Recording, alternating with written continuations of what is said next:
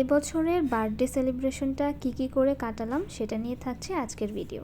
Hello everyone, সবাই কেমন আছেন? আশা করছি সবাই অনেক ভালো আছেন। আমিও অনেক বেশি ভালো আছি আলহামদুলিল্লাহ। আজকের ভিডিওটা একটা ব্র্যান্ড নিউ ভিডিও।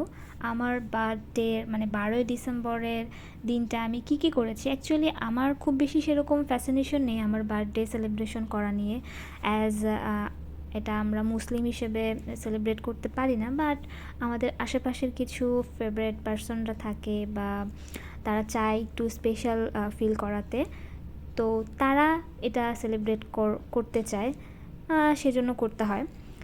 বেশি কিছু না, জাস্ট একটু কেক কাটিং হয়, একটু হয়তো খাওয়া দাওয়া হয় বা বাইরে কোথাও ঘুরতে যাওয়া হয়, এই আর কি।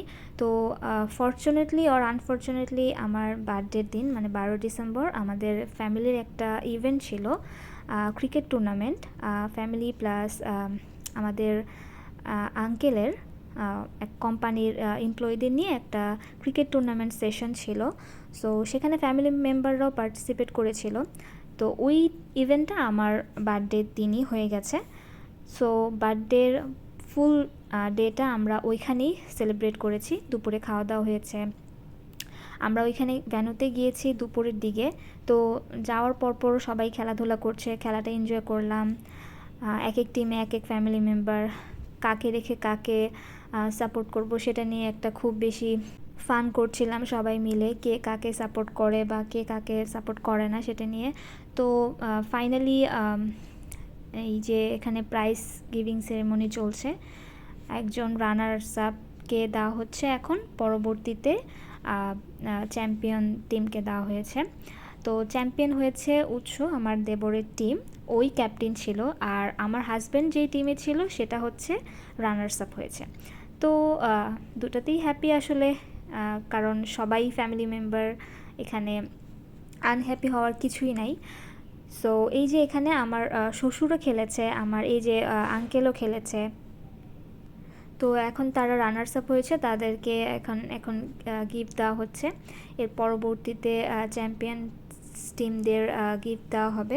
তো এভাবে আসলে ওইখানে বিকেল পর্যন্ত আমাদের টাইমটা স্পেন্ড হয়েছে। তারপর যেহেতু আমার বার্থডে, আমার ফ্যামিলি মানে আমার বাবা মা বা বোনেরা, ওরাও একটু চায় ওদের সাথে কিছুটা টাইম স্পেন্ড করার। যেহেতু বিয়ে হয়ে যাওয়ার পর সেভাবে ওদের সাথে কোনো একটা স্পেশাল ডে পালন করতে খুব বেশি চিন্তাভাবনা করতে হয়, কিভাবে যাব, কবে যাব, যেতে পারবো কি না। তো এবার আসলে যাওয়ার একটা ইনিশিয়েটিভ নিয়েছিলাম। তো ফাইনালি যেতেও পেরেছি। ভেবেছিলাম একটা পর্যায়ে যেতে পারবো না, কারণ ওই দিন একটা ইনসিডেন্ট হয়েছিল বাংলাদেশে, ওসমান হাদিকে মারার একটা অ্যাটেম্প্ট নিয়েছিল। সো রাস্তাঘাটে খুবই ক্যাওয়াজ হচ্ছিল, ভেবেছিলাম যেতে পারবো না, বাট আনফর্চুনেটলি যেতে পেরেছি।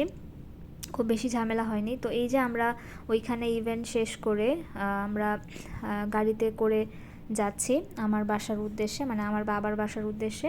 খুব বেশি টাইম লাগেনি, ভেবেছিলাম অনেক টাইম লাগবে, 2-3 ঘন্টা পার হয়ে যাবে ঢাকা ধানমন্ডি থেকে নারায়ণগঞ্জ আসতে, বাট খুবই শর্ট টাইমে চলে আসতে পেরেছি, 1 থেকে 1.5 ঘন্টার মধ্যে। তো বাসায় এসে তো আমি একদমই সারপ্রাইজড। ওরা আমার জন্য এত কিছু করেছে, আমি সত্যি এটা ভাবিনি ওরা আমার জন্য এত কিছু করবে, মানে আমার বোনেরা। আর এটা হচ্ছে আমার বোনের মেয়ে, ওর জন্য সবাই দোয়া করবেন। তো এখানে ওর সাথে আমি ফান করছিলাম, আর কেকটা ওরা অ্যারেঞ্জ করে নিয়ে এসেছিলো, খুব সুন্দর ছিল। আর এই যে গতকালকে রাতে বলেছিলাম আমার জন্য আমার দেবর একটু অ্যারেঞ্জ করেছিল, ওইটাই আর কি। তো বাসায় এখানে আমি কেক কাটলাম, সবাই মিলে ছবি তুললাম, এভাবেই আমার দিনটা শেষ করেছিলাম।